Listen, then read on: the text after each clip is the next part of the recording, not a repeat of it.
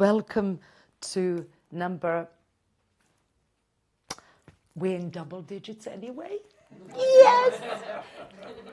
It doesn't matter. We're rock and rolling here. So just welcome. Skitsoliers and Quibbliers. Leave the Brexiteers. Musketeers, we're still working towards that. Being like one. All for one, one for all. No, don't get political. Don't get political on me. I know what you're thinking. Yeah, you. I know what you're thinking. Now, I am kind of thinking, what is the meaning of life? What is the meaning? I'm having existential crisis. Yeah, those exactly the same as you. Well, not exactly the same. I mean, it can get worse still.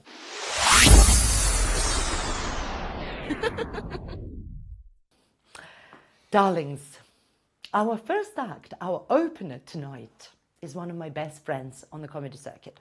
Correction, he is my third husband on the comedy circuit. I mean, he doesn't know it, so please don't tell him. So, please, welcome the most kind, considerate actor, comedian, host, voiceover artist. I mean, you name it, he can do it. He can fix your shouts. He can fix your mind. He can fix your weight. I mean, he'll run marathons with you. He'll swim with you. He'll, do open, water swimming. He'll give you a foot massage. He's just amazing. None of the things he did for me, but I'm still hopeful. Still hopeful. So that's why we're still friends, with benefits for him. Please welcome Andy James. Thank you for having me here at Skits and Quibbles. It's a real honour to be here tonight. I did have a little bit of a strange experience when I got off the train here. As I got off the train, this fella's come up to me and he's gone, "You're a big black bastard, aren't you?" I went, "Whoa, what do you say to that?" I just said, "How can I help you, officer?" Now, I've had a checkered past between myself and the police. I mean, I grew up in the 80s when there was a law called sus law. Now, for those of you who've never heard about sus law, it was a law that was originally brought in during the Napoleonic Wars to stop immigrants and vagrants on the streets. Now, for some reason, some genius, they thought they'd bring this back in the 80s so that the police could stop and search people they thought were suspicious. Black people. They used to stop. No word of a lie, I would get stopped at least once a week. So after a while, you start to get a bit pissed off with this, right? So I know it wasn't sensible, but I started to get a bit of an attitude. So one day, I got stopped by the police, and he's gone, "You, turn out your pockets." So I went into my pockets, and I pulled out a bit of tissue, and he's gone, "What's that?" I said, "It's tissue." He goes, "Is there anything in it?" I said, "Yeah." He said, "What?" I said, "Bogey." He gave me one of the vigorous searches I've ever had in my life. His hands went in places I wouldn't want you to imagine. Now, I learned two valuable lessons that day. Firstly, never be cheeky to the police. Secondly, never tell them bastards the truth. Now, I should have learnt my lesson then, but I've gone through life constantly making silly decisions that you think, I should have done it differently, right? The last one literally happened last week. I decided I wanted a little meal deal. Who doesn't love a little meal deal? So I went into Morrison's, right? And they do. If you don't know Morrison's, it's a supermarket in the UK, and they have an amazing salad bar. And the salad bar is included in the meal deal. So I've gone up to the salad bar, and I've opened it up. Always start with a few boiled eggs. I've got 4 boiled eggs in there, then a bit of salad, a bit of coleslaw, packed it with potato salad. It's absolutely chocker. So then I went and got my crisps and my drink, and I've gone to pay for it, and I thought, do I get a bag? I said, fuck a bag. 30p for a bag, I'm not paying that. And I'm thinking about the environment as well, right? So I've come out of Morrison's and I'm walking down the road and I thought, I need to get some sweeteners from Savour. Because Savour do the sweeteners, they do the green ones, which is supposed to be better for you. So I've gone into Savour's, and as I'm going down the aisle, I said, I do need a bit of toothpaste. So I grabbed the toothpaste. Oh, I need a bit of deodorant. Grabbed a bit of deodorant. So I needed those, you know, those little tablets that you put in your water. I needed some of them, so I grabbed some of them. Then by the end of it, I've got a handful of stuff. I'm standing at the checkout with all of this stuff in my hand, and I go, the bloody sweetness. I see them on the shelf there. I said, nah. This could all go pear-shaped. This could all go pear-shaped. So what I'm going to do is I'm going to put it all into a basket and grab the sweetness. As I've gone down to go to the basket, Miss Salad's got away from me.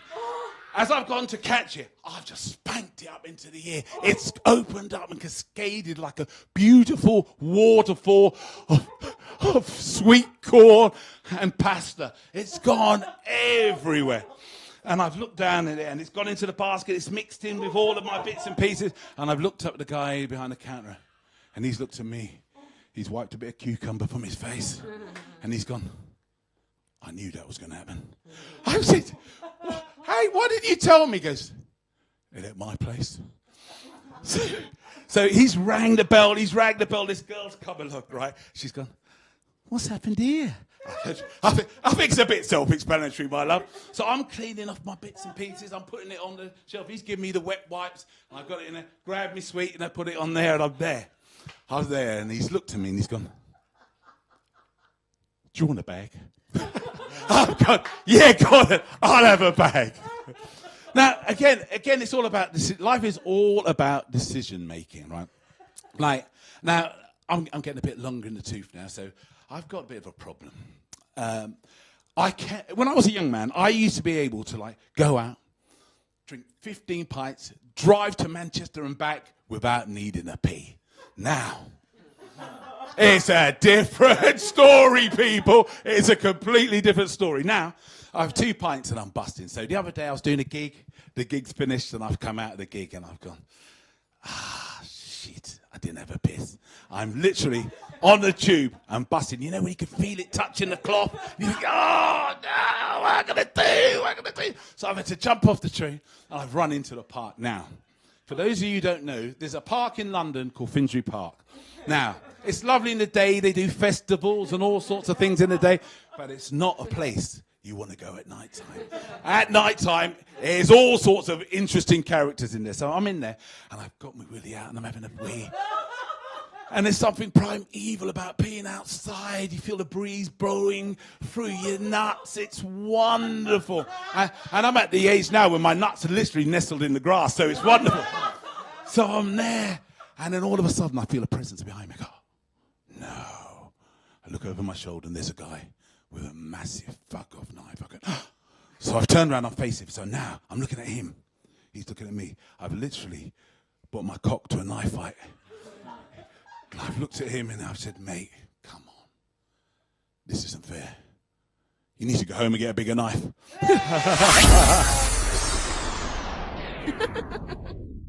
So this term, I actually read about it, but tell us, Windrush, how do you explain? You know, people talk about Windrush generation, and then when that date comes, oh my gosh, you can tell everybody from the Caribbean, it just like joins in. So, you know, you can feel the energy of it in London, everywhere. The flags, the music, the food, everything just comes together. And it's like pockets of activities. It's incredible. I don't know if they do it in other parts of the world, but in London it's beautiful. Yeah. So tell us, what are we celebrating when it's like a Windrush Day? Well, the Windrush, basically what it was is like, that was the name of one of the ships that came over. That was the name of the ship? Yeah, that was the name of one of the ships that came over. It was like it's like a 3-4 week journey. My mum was telling me when she came over, like, again, she didn't know what to expect, but it was like a pretty much a world tour. They went to went to Spain, they went to Portugal, and then they came into the UK, but nobody knew what to expect. I mean, there was lots of different ships coming from lots of different islands, but they were promised like great employment and it's the motherland, because they loved this country. Like my mother and my grandma till the day she died, she had a massive picture of the Queen on the wall in her coronation outfit. They loved her. My mum, every magazine that had a pull out with the Queen, she'd get it. So they all felt that this was the motherland part of their community. And when they came over, it was a bit of a shock to the system. Yeah. Oh, but it's such a nice, actually, this is such a nice, like a priming us of what is coming because you've got more material. Wonderful. Now, if you were to go back to the moment in your life that you personally think most impacted you. I think I must have been about maybe 8, 7 or 8, and I was in the playground with another kid, right? And I was quite shy, but I think I've always been a good negotiator, and he had these cards that I wanted. So I had really shitty ones, right? So I managed to negotiate, getting his good ones and giving him my shitty ones. And then I was really pleased for maybe for about 5, 6 minutes. And then I thought to myself, ooh, that wasn't a very nice thing to do. And I thought, so why did I do that? So I thought, you know what? I said, from now on, I'm going to make an effort. I remember thinking to myself, I'm not a particularly nice person, but I'm going to try to be nicer. I mean, obviously, you don't succeed. And I think and ever since then, I always try to do the right thing, and because you know when you're not doing the right things, your instincts tell you. But I mean, we all do it though. We all do shit things, right? But we're human. But I try and be conscious of that and try not to do it. But that was the time when I first thought of it. That when I was there with that little kid's like football cards, and that's what I've tried to do all my life. And I think of myself as quite a positive person. I try to be positive, and I try to think. Powerful. And how old were you then? I was about 8. Wow, that is super mature. Wonderful. Auntie James, everybody, woo woo! And he will do a special poem for us now, which is he'll tell us about it. The first one is about, I think a lot of people don't know about, and I think when I heard about it, I thought, how have I not heard about this previously? It was about the sunken cities in the United States. Like there was, in the start of the 20th century, there were many black communities that after slavery was starting to do well. So they had their own universities, schools, and businesses. And especially, we know what it wasn't even just in the South, but it was in the North as well. And what would happen is, like, because they could see these communities were thriving, they would trump up a sort of rape charge, and then they would go into these communities and pretty much just kill everybody there, destroy them, chase them out. And then to hide it, they would then either build a park, like Central Park was built on top of a black community, or they would bury them underwater and turn them into lakes. Now this happens so many times. I mean, it's not just one, maybe 30, 40 times in America. Communities and they say, well, why have black people not done so well over there? They were cut off at the knees in the early doors when they were doing well. So this poem, and I thought, how have I not known about it? If anybody wants to know more, there's a lady on YouTube called, I think it's Amber Rudd, or just tap in American towns under the water, and there's a fantastic documentary on there. I can't remember it's by, but look it up and it goes into detail about every single one of those communities that are gone. So this is the poem I wrote about that, which is called Still There Under the Water. It's still there under the water, the place where a father once hugged his daughter, where the children once played without a care before evil men filled their world with fear, where teachers educated and taught their classes now floats to the surface their reading glasses, where the church bell rang every Sunday morning before they stopped so brutally with little warning. There was a community of people that didn't want any strife. All they wanted was a better life. How this could happen, it's a mystery. This is a shame, a blot on American history. The cruel, jealous people couldn't bear to see black people being successful and living free. Okay, I won't tell you what it's called, you'll get it at the end of it. And again, this is about my mother's journey when she came over to the UK. I love my mother dearly, as all good sons should do. I love her for good reason, because she came to clean up poo. An invite from the Commonwealth to a land where dreams come true, where people are all friendly and always welcome you. So to the ships they filled like sardines, the Windrush and others too, to this land of opportunity, to a life all fresh and new. The rain, it fell down heavy, so it was time to dawn a Mac, and the signs on all the houses said no Irish, no dogs, no blacks. She told me how she looked for work. She walked the streets for days and days. She was happy to do anything so the rent that she could pay. She finally found a job. After others that did fail, she was happy to be working, to clean for British Rail. She had to clean the toilets each and every night. Some people can be nasty. There were some really dreadful sights. For over 30 years she worked there, cleaning through the night. She did it for good reason, so our future could be bright. This is the story of a love that is pure and good and true, where you travel to a new country and for your family you clean up poo. Thank you.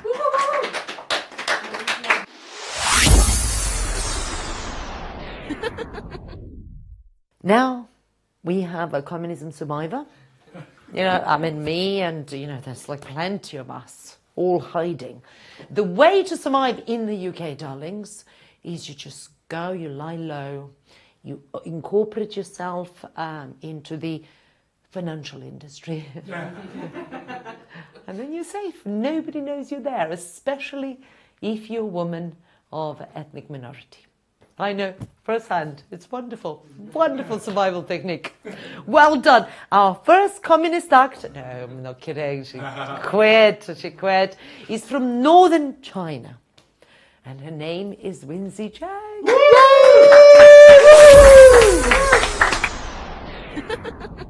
Hi. I quit communism, yes. I quit communism, I joined banking. And then I quit banking, and then I joined tech startups. So I'm actually working in tech startups, thinking of redeeming myself. But I'm actually working in the fintech, so we're in real estate. So I kind of need further redeeming, so I started doing stand-ups. I have a few minutes today, so I'm just going to get quite pragmatic and then tell you 3 reasons why I do not do one-night stands. Reason number 1. I'm not a moral compass, but a cultural stigma. You know, unlike the Japanese women who have cornered the market of, let's say, educational videos, we Chinese women somehow cultivated a reputation of being a good investment, I suppose. You know, we come with a full series package. You know, we never do anything casual. We're tiger moms. Your children will experience emotional damage, but they will snatch all the scholarships. We make the best financial decisions. We're basically calculators with legs. And we're super loyal to our partners. We never cheat, unless we meet a multi-millionaire. In which case, we make the best financial decisions. You know, just like being Chinese, I feel that I don't get objectified enough. Because Chinese women, it's really sad. Like, I get subjectified, if you know what I mean. Like, if people whisper to me and they say, Wincie, you into doggy, they usually don't mean the sex position. And in case you wonder, you know, the answer is yes, it's fucking awesome. It's like Northern Chinese delight, you know, so it's, you know, if you have a chance, you should try, so I'm not lying here. It's great, really. Reason number 2, you know, my face basically screams responsibility. Having a round face is a real obstacle to a dangerous lifestyle. You know, there was a report published by National Statistics recently with the title, Round-Faced Girl do not get laid. Check it out. So my typical Friday night is to go to a bar and I find my target. And I flirt really hard for hours. Only to have that man come to me and ask if I'm available to teach his children Mandarin lessons. Reason number 3, why I don't do one-night stands. Now, it gets a bit personal here. I have been single for a very long time, and at some point, I stopped trimming. You know, it has nothing to do with female empowerment. It's like, I'm not a feminist, I promise you. In fact, I am so eager to please men, I'm happily throwing Mandarin lessons as part of the package. It's really not the case. I stopped trimming, I figured it's like, you know, I'm good at math, so it's like on a cost-benefits balance, it's just not worth it. But there are grooming expectations for women when it comes to one-night stands. Can you believe that? Like, men have grooming expectations for women when it comes to one-night stands. That brings me to share with you my childhood trauma. I grew up in communist China. This will make sense, by the way. It will eventually make sense. I grew up in communist China, and I was a young pioneer, which means you sign up to serve for the Communist Party, because why not? And our typical Monday activity was to gather in the assembly hall, and we have the leader on the stage doing a pledge. And this happens every Monday morning. How it goes is the leader will go put their hand up, and they'll go, "Be ready to serve for the cause of communism." And all the children, I'm talking about pupils in like 5, 6, 7-year-old, and we're all standing there going, always ready. What I'm trying to say is, fast forward 30 years, I am a complete letdown of that pledge. I'm never ready. Never ready. Never ready. So then it becomes a problem. So if a man who is brave enough to venture through this wild jungle, I tell you, ladies and gentlemen, that man is not a one-night stand. That man, to me, is a keeper. Because, number 1, he is adventurous. Number 2, he loves nature, doesn't mind a wild safari. And number 3, which really touches my heart, he is likely to be very cultured, because he knows and probably prefers that his safari guide is bilingual.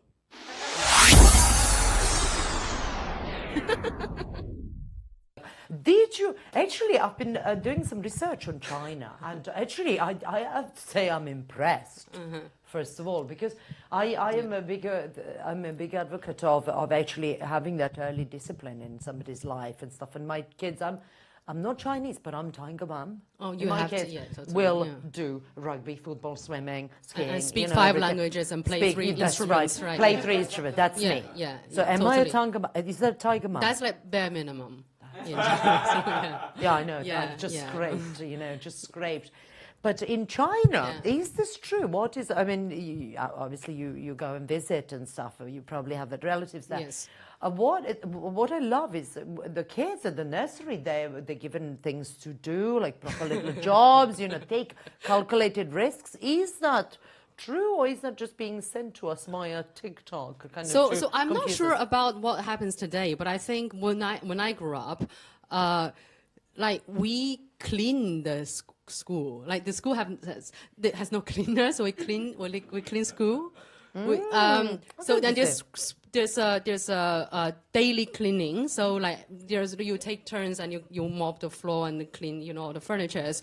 By furniture I mean desks. So and then periodically you have this thorough spring cleaning, and that goes actually. The interesting part is not only the entire school basically just cleans for the whole day, and it goes into your.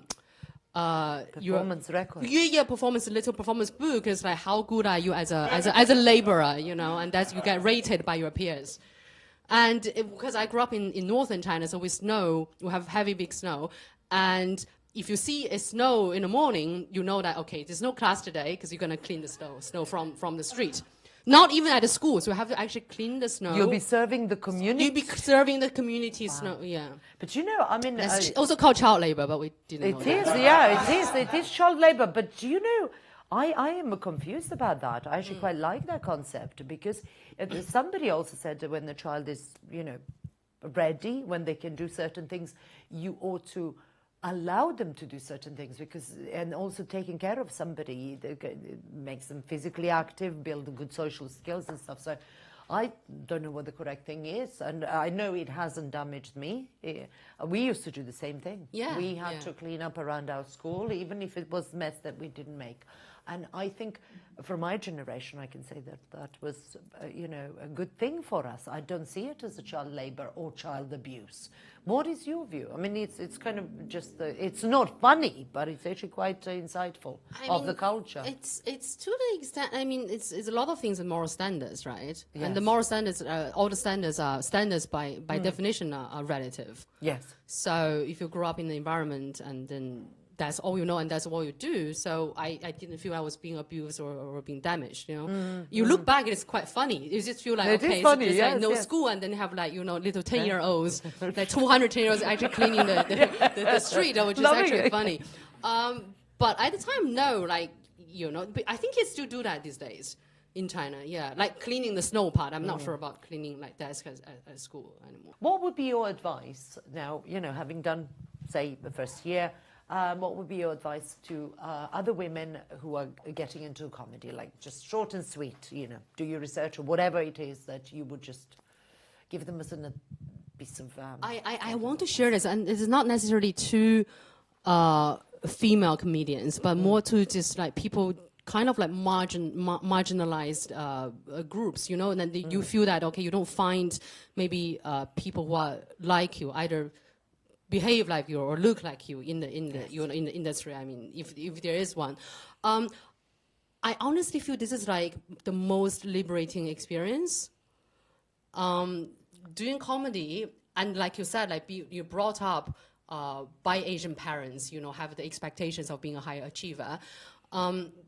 Doing stand-up comedy is the first time I ever do something for absolutely no reason. It's fucking liberating. So yes, it's like yes. There's no purpose. You know, there's the first time I'm doing something, there's no purpose. You know, like in English, and when I was into New Zealand, and you go out, and then you know you have your white students' parents. You go like, you know, you go out for for a school trip, and you go like have fun. There's no literal translation of have fun in Chinese. It's like I don't know how to have fun. It's like, what? Am I not supposed to learn something? It's like, you know? So this is the only time, first time I'm doing something like quite structured. That I'm not there to learn anything, not just to have fun and just have absolutely no purpose. So that's really liberating. Once you start doing that, I think it opens up so many dimensions in your life.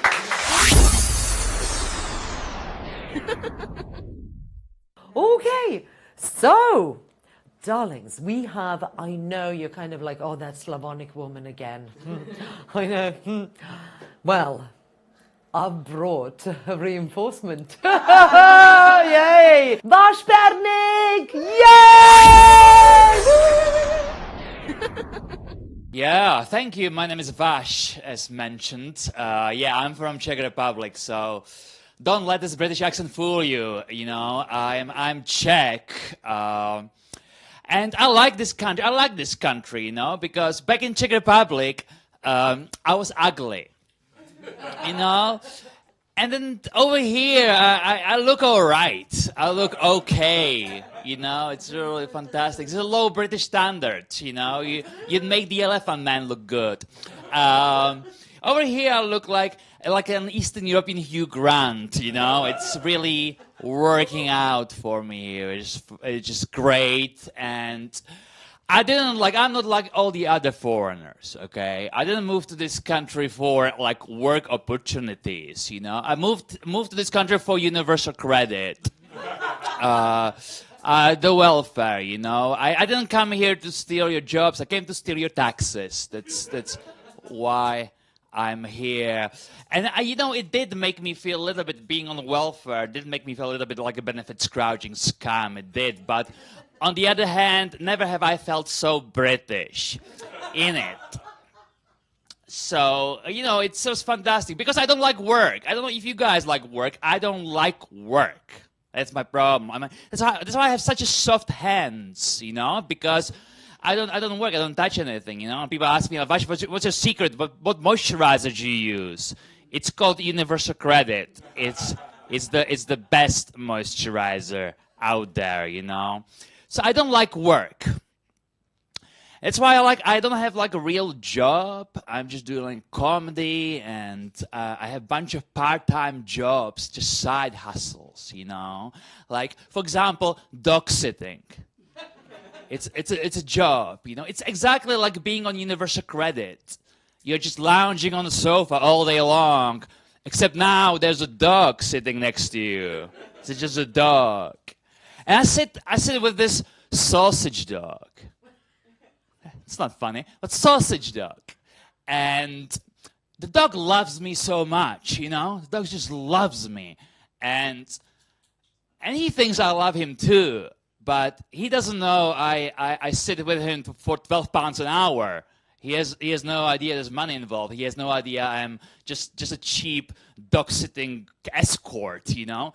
And he doesn't even know I sit with this other dog behind his back. You know, it's a much younger dog. 3 years old. Wait a minute, that's legal in dog years, okay? That's legally dog years. But dog sitting is great, I would really recommend. But it doesn't pay as well as like real prostitution, you know? I wish it was. £12 an hour, that's not good. So I'm always broke, you know, I'm always broke. And once I was so broke, I went to church in order to get some bread. You get bread, you get free bread in church. My friend told me that, so I was like, okay, I'm gonna come. You have to go on Sunday, you know, after the service, you just queue up. So I just queued up for this bread, hoping I would get like real bread. But it's not a real bread at all, it's just a little tiny cracker. That's all you get, with devoid of any nutritional value. There's nothing, it's just this little cracker. And then I couldn't even eat it because I'm gluten intolerant. And I don't know if you knew that, but Body of Christ is not gluten-free, which is bullshit, you know? It's 2024. Body of Christ should be gluten-free, you know? It should be gluten-free, you know? Jesus is so behind the times. So behind the times. So, yeah. So what I'm trying to say, guys, is every day is a struggle, right? Every day is a struggle. Like today, I went to sleep after lunch. Not because I was tired. I just went to sleep because I just couldn't go on with the day. Do you ever do that? I think sleep is like a suicide for people who can't commit. I can't, which is fantastic, you know. But I love sleep, right? You guys love sleep. I love sleep. I don't know if you had any dreams last night. I had like a dream last night, you know. I had a wet dream. Do you guys have? Do you guys know those? It's like a dream, except it's wet. You know, they call it in medical. It has a medical term. It's called nocturnal emission. Nocturnal emission. It sounds bad, you know. It sounds like I'm destroying the planet or something. You know, every time I have a wet dream, a polar bear dies somewhere. I'm sure, you know. I'm not big on sexual intercourse. You know, it's not worth the trouble. It's not worth the effort. You know, it's just too much. It's not worth it. For me, it's like exercise. It's not something I want to have in my life. You know, it's too much. Like even missionary position it's like holding a plank. You know, it's too much, and it's late. It's late. I don't want to work on my core right now. You know, my ex was actually was English. Yeah, so. What I liked the most about that was that she didn't speak any Czech. And my mother didn't speak any English, doesn't speak any English. So I was in control of the relationship, you know, translating everything. I remember we visited once, and my mother was like, "Oh, tell your girlfriend this story about, you know, about the time when you were 8 years old and you shot in the pool. Translate the story, Vash, you know." So I was like, okay, well, so I just turned to my girlfriend. I was like, well, my mother's just trying to, you know, she wants me to translate the story about the time when I was 8 years old and she shot in the pool. Yeah, I don't really like my mother. So that's good, it's on tape. She, you know, she's strange because she wears a face mask still. She wears a face mask on public transport. You know? I mean, she didn't get the memo, you know? It's pandemic's over. It's been over for a long time, you know? So she still wears those face masks like, it's over, you know? It's pandemic's over. Like, I don't even wash my hands. She still do that. I don't do that. It's not necessary, you know? The pandemic is over. I mean, when I'm in like a public toilet, public bathroom, and there's a guy next to me washing his hands, then yeah, I wash my hands, you know, because I want to impress the guy, you know. I want to, if he's doing 20 seconds, I'm doing 25, because I want to make him feel shitty about his hygiene habits, you know.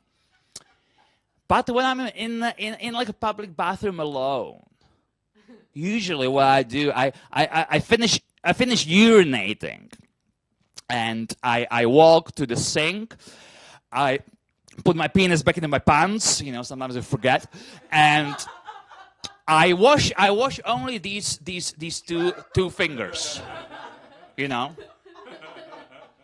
because the thing is, I've only held my penis between my index finger and my thumb, so what's the use of washing the other 3 fingers?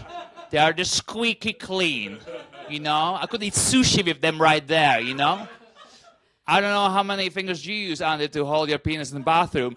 I use 2, which is fine, and I don't need to wash these 3 fingers. I'm sorry, so that's good. Hey, I think that's enough from me. Thank you. Bye.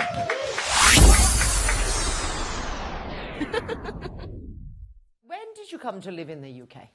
I came about 11 years ago, and it was meant to be a gap year. So I was gonna go. I had this place to study architecture at uni in Czech Republic. So I was meant to only come for a year, and I was doing au pair jobs. I was raising British children, seven children. Lucky children. Yeah, I know. So I feel like that's why I feel like I did my job as a father. Right, so I've done it, so I don't need to have kids anymore, because I raised 7 British kids. Amazing. So I came here to do just this au pair job, but somehow I stayed here for it. It ended up being, instead of 1 gap year, 11 gap years. Like that. Yeah, 11 gap years. 11 gap years. Yeah. And now you've kind of moved to different species. You're doing the felines and canines and yes. Yeah, exactly. Yes, so yeah. you're doing the whole of flora and fauna. Are you going to go into your plants as well, trees? I mean, I was doing a bit of gardening when I was doing au pair, so everything, yeah. I'm just trying to take care of this country, make it look good, make it behave well. That's it. What is a well-behaved country? Well-behaved country? I think it's about the people, right? Because the kind of behavior that a country makes, it's all about the people, I guess. It's not about the animals. Animals always behave great, right? Oh, you're so right about that. Yeah, yes. It's the people that are the problem. So yeah, I mean, I noticed with the British kids, like Czech kids are nice. It's like better behaved kids, you know. I think British people, a lot of British people don't have time to. They hire au pairs, like au pair as a job. They outsource the job. Exactly. They outsource it. It's about dog sitting, dog walking. You know, it's yeah. I'm taking care of the animals, taking care of the kids. You know, so yeah, it's yeah. I think well-behaved country. It's well-behaved people, isn't it? That's really interesting, actually. I mean, I haven't prepared any questions on that. I didn't think you'd take me down that route, but I actually love it. It really kind of pauses. It almost needs an episode. that outsourcing and offshoring the responsibility of parenting and you know, taking care. Because essentially you're being paid to do the best part of being a parent and being a dog, a kahu. I call them kahu because it's actually taking care of the spirit of the living thing rather than being the owner, which sounds too kind of possessive. And you can, because kids grow up so slow, Yeah. I get to only take care of them like for a year, which is fine. But 20 years, that's just too much. I don't have the time in my life. To correct all the children, Yeah, all the that's why British children. I don't think kids are for me. It's 20 So years. is that really the reason? Has the babysitting put you off? Because this is better than condoms, darlings. This is better than contraceptives.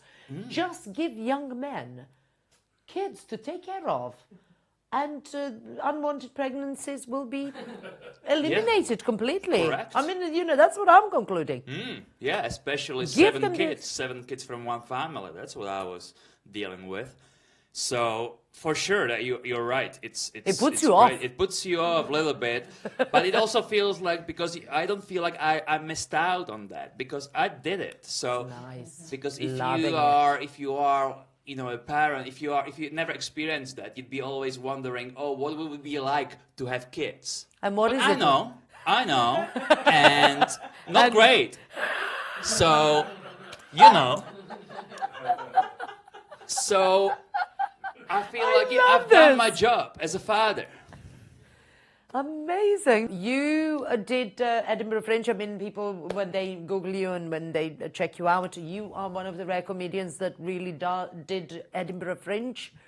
A real, raw, rare experience. He camped in the open in Scotland. Now, you can camp if you go to Croatia. You can actually sleep outside. There's nothing. In Scotland, he camped. How was that? Horrible. In one word, horrible. I So gave no up after wonder 3 the nights. newspapers wrote about you. Yeah, it's true. It was all for the publicity. You know, it was all for I actually did sleep in the Hollywood Park, and I was kicked out by this park ranger at like 5 a.m. in the morning on the 3rd night because supposedly it's a Queen's Garden and you can't camp in Holyrood Park in Edinburgh. You have to go all the way away from Edinburgh because I thought the wild camping is cool, but clearly not. So yeah, it was bad. It was a bad idea. It was windy. It was wet. I was hoping, I was picturing like a beautiful, beautiful camping. You know, it's August, but no, it's horrible.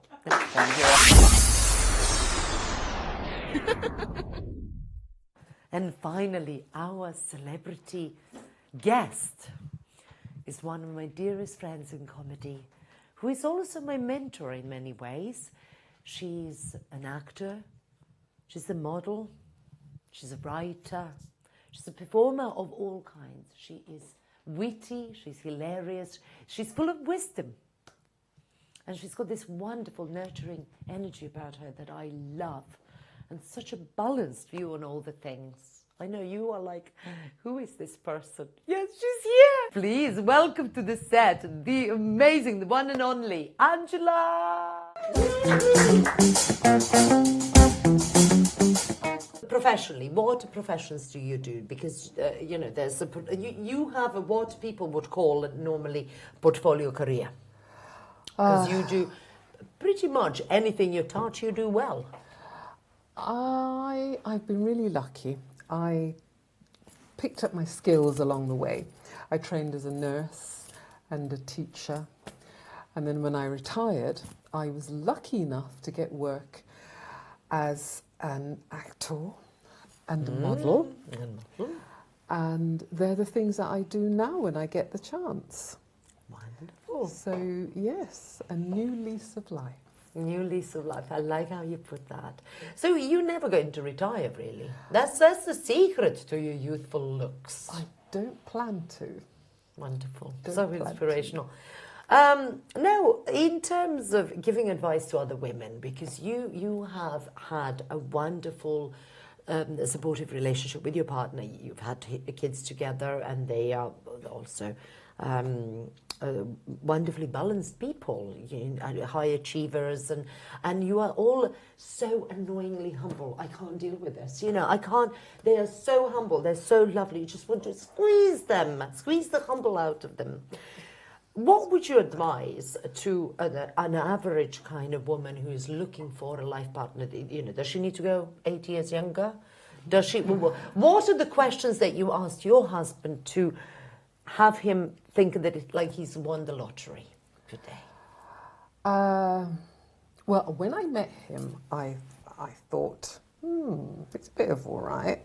Ooh, physical. I was teaching at adults in an evening class, and he came to observe. So I said, why don't you come back tomorrow night? That's when I'm on my own. I was team teaching, and I said, come back tomorrow. And then he came back, bless him. But I didn't know he was younger. And when he told me he was younger, I thought, oh dear, I'm not into that. I don't think so. I mean, he wasn't a child at that point. No, he was still an adult. I mean, you weren't a paedophile at this point. Please tell me that, because the executive producers will go. No. How old was he? He was 23, I think. Okay, well, by Leonardo DiCaprio standards, he was still a keeper. That's fine. Good. He was, and he was living at home with his parents. And How attractive. I like to know. I said, no, that's got to stop. You need to move out. And he did. He moved in with me. But my mother, bless her heart, who was alive then, she's just something else. But anyway, at that point, the three of us, I have a brother and a sister, and she told my brother, who'd found his partner first, she'd said to him, she said, oh no, she's too old for you, because it's exactly the same experience, same age gap between my brother and his wife and myself and my husband, and my brother's wife and I are the same age. And my mother said, oh no, she's too old for you, and she's white trash. That was my mum. And then my sister brought her partner home, and she said, oh no, he's too black. Oh my gosh. And then Can you say that? And I say what you like, can't you, babes? Okay. I mean, it just swings from mind blown. And when you get old, you don't give a monkeys. Yes. And then I brought Philip home, and she said, oh, don't be so stupid, he's going to leave you. You're old. It's like, thanks, Mum. But, 40, 50 years later, here we all are.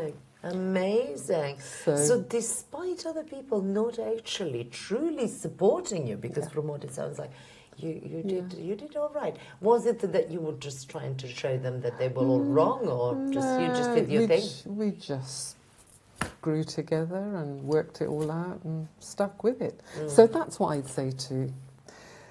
say to my daughter, our daughter. Mm-hmm. She's very particular, and they've got to be 6 foot at the very least. Andy will do well there. Oh, yes, but yeah. He's back to single now, so that's fine. Oh. I love that. Like, she looked up, down, so yes. Managing expectations. They've got to be beefy. She's very specific, and they've got to be Christian, they've got to love the Lord. Okay. Mm-hmm. And she's just very, very particular. So one of the things I say is get to know the person. Get to know the person, yeah. Give them a chance. You've got no idea. And don't be too rigid. Just really, as long as they're not going to harm you, find out about who they are, what they like, and all the rest of it, and then just go for it. You never know. You never know, yes. So is love, as somebody once said, this amazing thing actually, that true love is not about two people staring lovingly at each other, but actually about two people looking in the same direction. Absolutely. You have to recognise what you both need, and be prepared to compromise. Compromise. Oh, I love that word. What is a good connection for you? Is it with nature? Is it with self? Or with other people? What is the good connection as you would see it? I think my faith. My faith. And I think as how do you? Sorry to just clarify. Faith. So is that religion or is that belief? How would you define faith? For me, it's as a Christian. And although I've been a Christian for a number of years, 30 plus years, there were lots of things that I didn't really understand fully. But as I got older and I've let go of some of the things that we're taught, and some of the things that we think, or not we, I'm talking about me, some of the things that I held in really high esteem. So, for example, things like being very successful, having a good academic history background, degrees, wealth, good jobs, all of those things. They are important, but they're not the most important thing or things. It's about what you then do with that. How do you contribute to society, having amassed all of that information and having had all of that education, and now you may have some wealth or some finances, resources. What do you do with that? How do you then make your life meaningful? I like that. And it's... Because it's not about having it, it's about what are you doing to contribute. Yes. That's right. So and how do you allow other people to contribute to you? Because it's a synergy and an exchange of energies, really, yeah. Absolutely. And we all have things that are very distinct and very unique about us. And it's about being open to that and being okay with yourself. And that sometimes you make mistakes, but that's absolutely fine. In God's eyes, you're not a mistake. There are no mistakes. And you're accepted for who you are. And that is a thing that has become paramount for me, simply because there's a lot less time ahead than there is behind.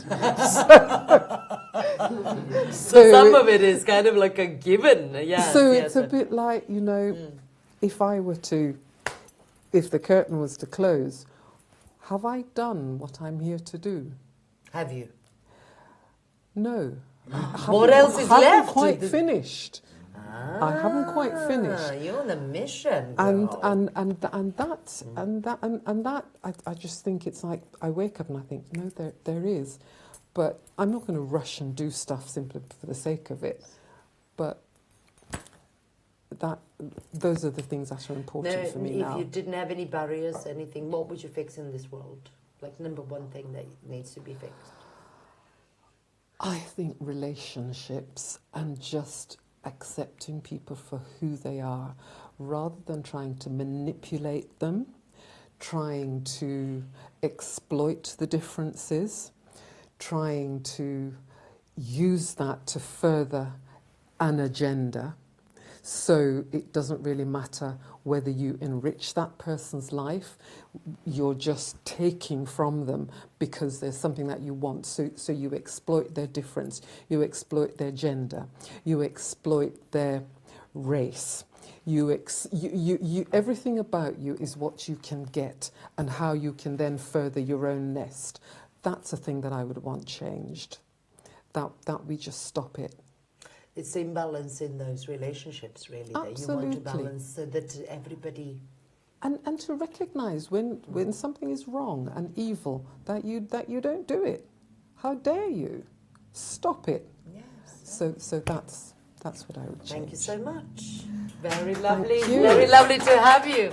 And James, we had fabulous guest from China. She was born there, but, global, globe-trotting. Winsie Chen. We had our wonderful, yes, Winsie, amazing. We had our wonderful Slav just to balance things in the industry, really. I mean, we had to book a white male, do you know? I mean, I have lots of pressures to book a white male comedian. I thought, I'm going to cheat, I'm going to get a Central European one for measure. And our wonderful, wonderful celebrity guest, Angela Lewis-Wright! And I've been Gordana Mitic, your host, and come back next week because we've got more cultural appropriation to do.